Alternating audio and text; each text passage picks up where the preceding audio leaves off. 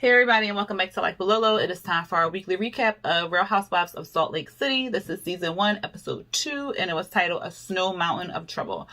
All right, y'all. So I'm just gonna be transparent with y'all. I did this in my sister's video, but most of y'all don't like sisters, so I just want to be 100% transparent with y'all and just let y'all know and apologize in advance. I got some bad news this week, and it has me like on this kind of emotional roller coaster. So I am going to try to give 100% because that's what y'all deserve. And but at any time, if you feel as though this is not up to par, or you feel like I'm kind of like lagging, like womp womp womp, then I'm just letting you know ahead of time. But again, I'm going to push myself to give y'all 100% for this review, because I don't want to give y'all some BS or whatever like that. So at any rate, I just wanted to get that out the way, just in case you're like, well, what's going on with her? Like, she okay? So yeah. But at any rate, let's jump into this review. Okay, all that out the way. So we are still at the party. Jen is still going off. Still going off. So she calling Mary a bitch. She's saying like she smell like I'm about to say smell like cancer. She smell like hospital is equivalent to her telling a baby who got cancer they smell like cancer. Like, she is mad, yo. Like, she really going off. Heather walks in and Heather's like, oh my god, why would she even say that? Like, what? But then in her interview or confessional, she's telling us like she don't even understand why this brand being brought back up at the party and why this is still relevant, and like, why are we still talking about this, basically. I'm like, girl, well, you should have said that at the damn party, but she don't want to say all that at the party. Why just this made me laugh because y'all. So why just say that Mary looked like a Christmas tree? Why did she say she looked like a Christmas tree? And she was like, not with that loofah wearing dress. Oh, snap, crackle, pop. When she said that girl looked like a Christmas tree and the loofah, oh my goodness. I was like, yeah, this is what I needed. Because I was like, are you... She did look a hot mess. But when she said that, I was floored. But anyway, Mary walking around looking for Jen, and I was thinking, oh my god, that's not what you really want to do at this time, because she is going ham in on you. But by the time Mary found her and walked in, which I was like, she was in the room directly across from where you were sitting at, but whatever. By the time she came in on cue, like Heather said, Jen had stopped talking shit about her and stuff like that. And then Heather was like, well, why would you even say that? Like, I was like, well, damn, she didn't get all the way in the room. And so Mary claims that she didn't say it was her. She said it smells like things. But then Mary, in her confessional said like she smelled like the hospital. Like, I was just like, Lord.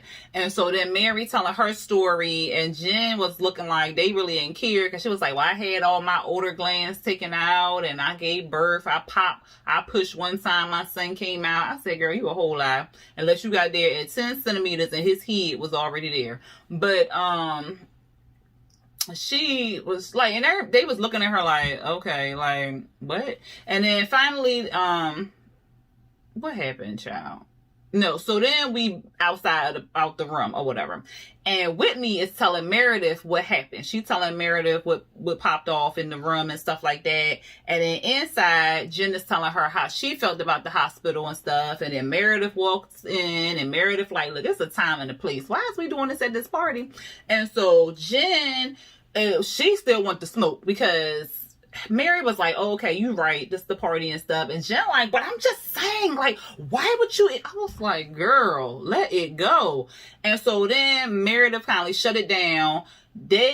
Mary finally apologized to Jen, and they hugged it out. But then in the confessional, Jen was basically like, she accepts the apologies to kind of move on, but she knows it's BS. She said, I see you. We see each other. Shout out to Nene. Or that Nene.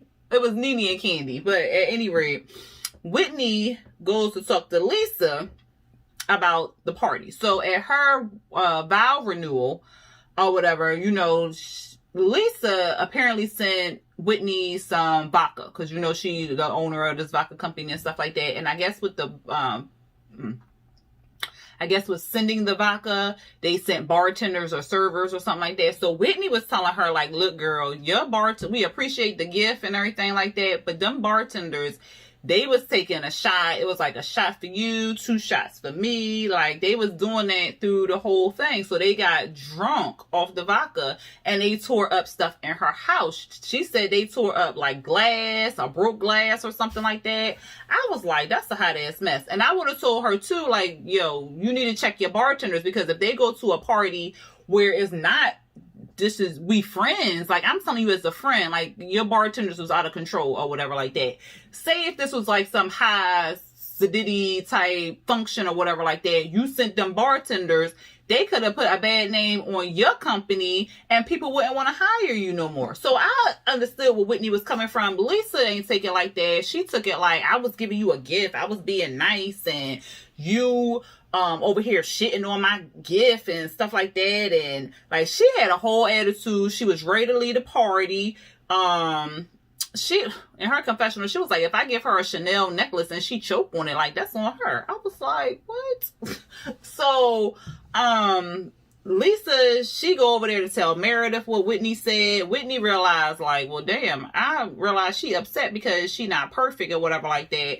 And I mean, I was just letting her know what happened. Lisa leaves. She said that Whitney was messing up her company image, which again, I don't see how she was doing that. I think she was telling her, check your bartenders. What did y'all think about that? Because I didn't see nothing wrong with Whitney said. I don't think she came there with no malice or anything like that. I don't think she said like your gift was trash or anything.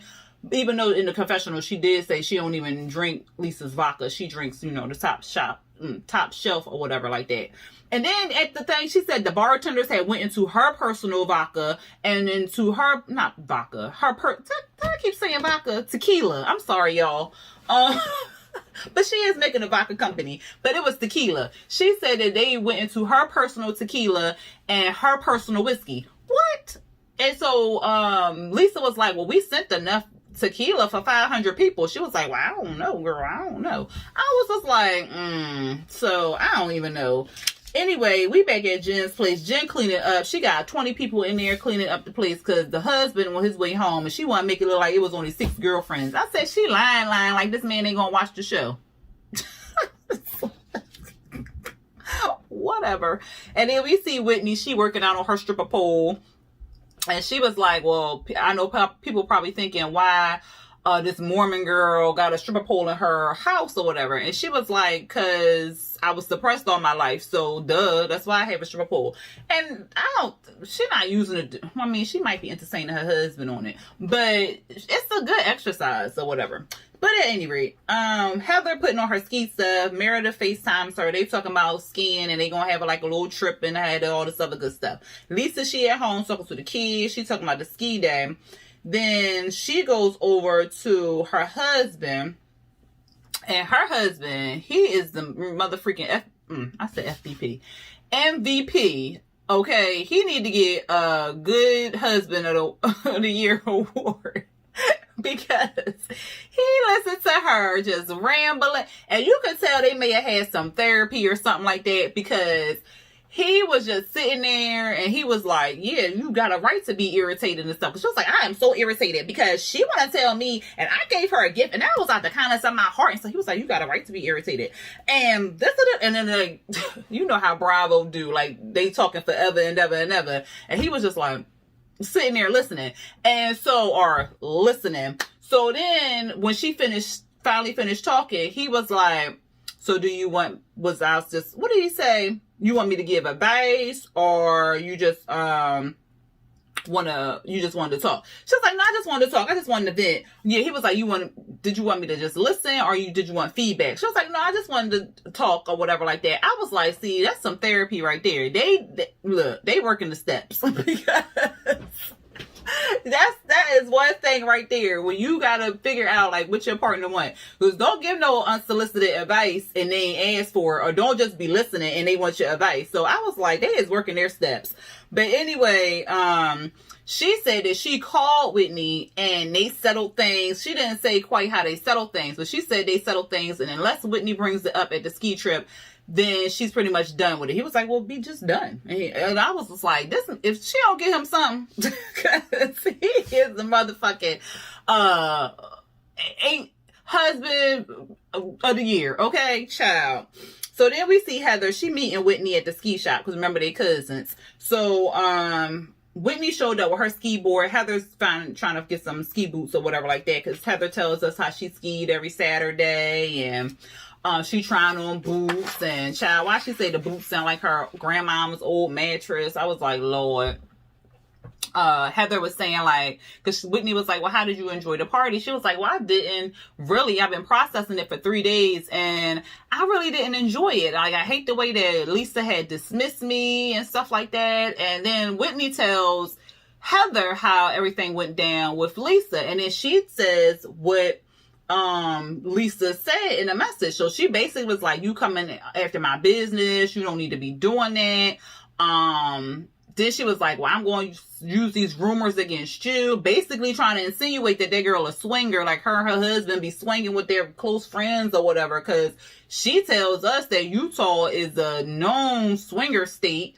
I was like, oh, okay. And then there's a lot of polygamy going on there. And she said, like, it was a lot of polygamy in her family history, where like back in the day they had the cans on the string or whatever, and when the sheriff or the marshal or something came, they got on the cans and was like, hide the women. I was like, what kind of shit? And so she says that she's used to being judged. She says the Mormon community is all about judging and stuff like that. And I was just like, why would you, child? At any rate, she said that she had to be the perfect Mormon girl. Like, she was the perfect Mormon girl. She said that she had a choice to make between picking like a spring break fun trip with her friends or a 3-week church thing. She picked the church tour, and then she said she messed around with like one of her boyfriends and they was drinking beer, and at that point she didn't feel guilty about what she was doing. And then she finally was like, well, am I just doing this because I want to be a Mormon, or I just have to fall in line with the family and stuff? So that's when she started like coming out of wanting to be a Mormon and stuff. And so she was telling how her husband and her, people don't look at their lifestyle as a love story. They've been together for 15 years, but people look at it more as though she was a homewrecker. And he played a part too. He was cheating on his wife. She was cheating on her husband. They was both homewreckers, if you ask me. Heather is not feeling Lisa, but we already know that she like, she judgy. And they was like, yeah, but on like a higher than Mormon level or something like that. I was like, Lord. We see Whitney, she making a grilled cheese sandwich for her children. And then her kids, not her kids, her daddy came. And that's what we hear about, how she had a relationship with her dad. Like, she was a daddy's girl. But then like, their relationship has been tainted because he's addicted to prescription painkillers or whatever. He got divorced from her mom, and he just felt so lonely and afraid and stuff like that, and he got hooked on painkillers and stuff.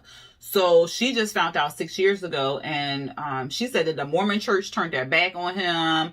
And so she basically saying like she helped save his life and stuff. So I was just like, oh wow, that's crazy, because like I'm Christian Baptist, and like we all about supporting. Like, if you're going through this hard time and stuff like that, we're here to help you, we're here to support you. Like, what can we do, like yada yada yada. And it is crazy to hear like them talk about the Mormon religion as like, if you can't be perfect, if you can't be this, then you got to get up out of here. Like, that's crazy to me, but to each his own. So she was telling how she was going to she invited the dad to Mary's church or whatever. And he was like, I'll be interested in it. And she said that her dad was like a renowned stylist, a hairstylist. He had his own school. He had his own hair care line. And that was all washed away by drugs. That's crazy. Then we see Meredith and Seth. And then we get into some juicy stuff, child. So he's talking about some, I love the way you making eye contact with me. And she was like, where else would I be looking? He was like, I mean, you be looking at your phone. And she was like, well, I barely touch my phone. He was like, yeah, same way you barely touch your husband. I said, oh, God. Oh, Lord, where is the alcohol? She said they've been together for 22 years. They got married at 23, I want to say. No, they got together at 22, 23. They got married at 24. They had a baby at 25. And then it's just been kind of a whirlwind. And then he leaned in because they was like, well, we can get the hard stuff out the way and then just enjoy the rest of the dinner. He was like, oh, okay, I got some qualms to, talk about or whatever. And you could tell that they may went to therapy too, because that's therapy language. But they sit there and they are talking, and he was like, well, how many people have you told that we're separated? And she was like, I was like, separated? I mean, I knew y'all was separated because you in Chicago, she here. But she said it was about the jewelry business. Tell us more, Seth. Tell us more. So then so she like, I didn't tell anybody. I don't like to, broadcast that we're separated and stuff. Like, we're still kind of working on our marriage and stuff. And he was like, well, he asked her, well, do you think our marriage was meant to last? And she was like, well, I would hope so. And she was saying like she can't pinpoint the trigger where they kind of went left, but they both was working businesses and they both had like a lot of stuff. Their communication fell through. What else did she say? They was moving a lot. And then like the hostility kind of built up or whatever. And she said, she was telling him like life changes and so do we, and you have to grow with it. You have to grow with the thing. And so he was saying like both people have to put in the work. Like it just can't be one-sided and stuff. And she was like, well, are you saying I ain't put in the work? And he was like, look, I'm transparent. She was like, oh, okay, since when? And so he wanted to see, he was like, well, I'm transparent where you can look at my phone or whatever. You can read all my messages. You can look through my phone. She was like, I'm not into that because I don't feel like I need to do all that. And I don't feel like you need to be looking at my phone. And he was like, see, that's the problem. You won't let me look in your phone. That's the problem. You hiding something. So child, in that confessional, he said that they're separated, but they're still working on their marriage and stuff, rebuilding and whatnot. And he said he's not dating anybody and he hopes to God that she's not dating anybody. Did y'all see her face when he said that? I said, she is talking to somebody else. She is talking to somebody else. I said, this is not going to go right. And anyway, we on the slopes. So everybody there, Mary Lee, child. Mary was waiting for her Chanel coat because she said the other outfits make her give a wedgie. And then she started describing how wedgies go. I was like, girl, we know what a wedgie is, but whatever. Why was she struggling up them steps? Why? So she was struggling. She was struggling up them steps. But anyway, they get to skiing and stuff. And the only people that was on the bunny slopes, who was on the bunny slopes? Lisa, Jen, and Mary were on the bunny slopes. The rest of the girls, they was getting it, okay? I'd have been with Mary and them on the bunny slopes. Matter of fact, I probably wouldn't even been out in the snow. I mean, I did go snow tubing last year. That was fun. And then Bae hurt herself. And then I was like, yeah. So, yeah. So at any rate, I don't know. I don't think and then next door they had like the ski slopes and stuff. I don't know. Back in the day, my mom and them used to go to the Poconos all the time. Who stayed home? Me. I don't like being cold. And it's cold up there with the snow and the mountains and stuff. Then you got frostbite. And then you got the slide on the snow. Then your butt cold. And I just be in the cabin drinking hot cocoa. But at any rate, this ain't about me. So let's move forward. What happened, child? Oh, so they all doing their little ski stuff. They having a good ass time. So then we see Heather, Whitney. Was it Heather? Heather, Whitney, and Meredith. They were talking about Lisa again. And then 4 months earlier, we see that Lisa was dissing Whitney, telling her, girl, I'm going to hook you up with a stylist because you don't know how to dress. She was like, well, how do I dress? You kind of dress kind of Utah-ish. I was like, ooh. Well, that was an insult.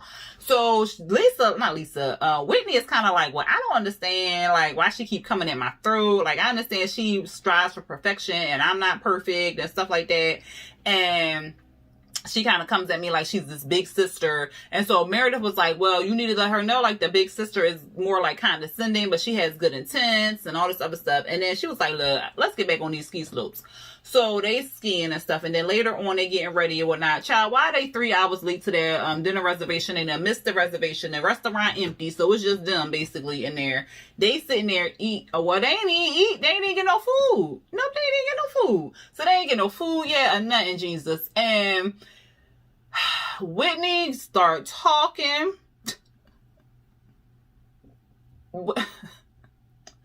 Whitney starts talking about how they going to the church with Mary and they talking about the daddy and how he needs support. And Lisa was being kind of annoying in the beginning, not during this time, but during the beginning, she was kind of annoying. You could see like Heather rolling her eyes and stuff like that. And then when they was talking about the dad and support and stuff, they was like, well, something about being judgy. And Lisa was like, well, that's the culture that's judgy, not the religion. And so Whitney was like, well, I feel like I'm judged and stuff. So then it was like a hush over the thing. She was like, well, if you got something to say, say it. I said, oh, well, okay, Lisa. So Whitney starts telling Lisa on how she was like being threatening and all this other stuff. She was like, well, if you feel like I'm being threatening, that's on you. Like, I wasn't being threatening. I was just like, girl. And so she was like, well, I feel judged by you. How do you feel judged by me? Like, tell me. Mary was like, well, can she talk? Like let her talk and stuff. And so then Whitney started trying to say it, but then she didn't want to say the swinger thing because then the topic would have got switched to her being a swinger versus what she really wanted to talk about. So she was trying to keep it focused. And then, child, here come Heather. And then, of course, Heather don't see it for Lisa. So then Heather was kind of like, well, it's rude. Like, what you did and stuff. And she was like, what is your beef with me? And Mary was like, oh, heavens. Because what she said, she said something like, you're not kind or something like that. And then Lisa was like, well, what you do is not all that kind either, whatever. And so... And then Lisa was like, well, I don't care how you perceive me. She was like, so you don't care that I perceive you as dismissive, arrogant, and like a little crazy because you act like you don't even know me or whatever. And she was like, well, what? Like, what are you talking about? Like, you talking about I'm the good time girl and stuff. Like, what is that? She was like, well, I mean, if you was a good time girl, then you was a good time. She was like, I would have got expelled out of school. She was like, exactly. So that was the fun in it. I was like, what? No, you don't say nothing like that. And so then... Lisa was like, what she said? She was getting hyped. She was like, well, who's next? Who else got something else to say about me or whatever? And so Lisa was like, well, Heather, you need to find out what the trigger is that I trigger you so you can stop being triggered. Basically, like, it's on you, girl. I ain't got no issues with you. Something wrong with you. That's basically what she said. And so they was talking about some text message and whatever. And then Lisa was like, well, girl, you gave me the thumbs up, like the whole F you and stuff. And I was like, thumbs up mean F you? I gave a thumbs up. And I'm just like, okay, like, I mean, F you. And then they said like a double thumbs up is the universal F you. And I'm like, what? And they was like, well, did you know that? I didn't know that. So they was going around. And Heather is basically saying like, that's not what it meant. So she lying because Whitney, like, I'm pretty sure that's what she meant. She meant like, F you or whatever. And then, they get in the producer thing. And then, Heather basically said that, yeah, that's what I meant. Like F you or whatever. Cause why she trying to figure out if I'm coming to this party? Like, we don't even like each other like that. So why the hell is she worried about it? I was like, Lord.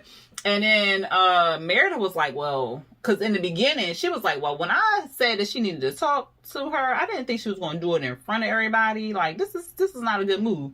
And so what else happened? So then Jen want to get involved. And then Jen was basically like, well, the reason why she's getting so upset is because she cares. Like, she cares because the same way I was with Mary, like, I cared about her and stuff like that. And then Lisa started apologizing. Look, I apologize if I made you feel bad. Like, look, if that's what I did, that's what I apologize for. And I'm done. Okay, I'm done. Clean slate. I said, girl... the way you apologizing, that ain't right. That don't seem like no real apology. Like, what? But who is me? Anyway, y'all, that was the review recap of Real Housewives of Salt Lake City. Next week look like it's going to be dramatic, and I don't even understand why. Because Jim mad that Meredith went to Mary Church. I'm like, what? But at any rate, y'all, we going to see what's popping with that. I'm like, Jim want to start some drama for no reason. Y'all let me know what y'all feel about this episode. Y'all let me know what y'all feel about Lisa too. Like, I feel like Lisa is kind of uppity and kind of snobbish. Yeah, she do got her head up her ass, and she just, yeah, she like got a lot. She puts on a lot of airs and stuff like that. Meredith, I figured out who she reminds me of. She reminds me of Jay Wild. If you ever watched Jersey Shore, Jay Wild after all the surgeries, that's what Meredith reminds me of. Meredith, she seems like the peacekeeper. Mary, she seems like the shit talker, but only in confessionals. And Whitney, she seems like she's a good chick or whatever like that. And the other people I'm still trying to figure out. But again, y'all let me know this second episode, what y'all feel about this episode, what y'all feel about this show thus far, and the ladies on the show. And also, if you like this review, go ahead and hit that thumbs up button, hit the subscribe button to be subscribed to my channel, and then hit the notification bell to be notified when I drop new videos. All right, y'all, until next time, peace.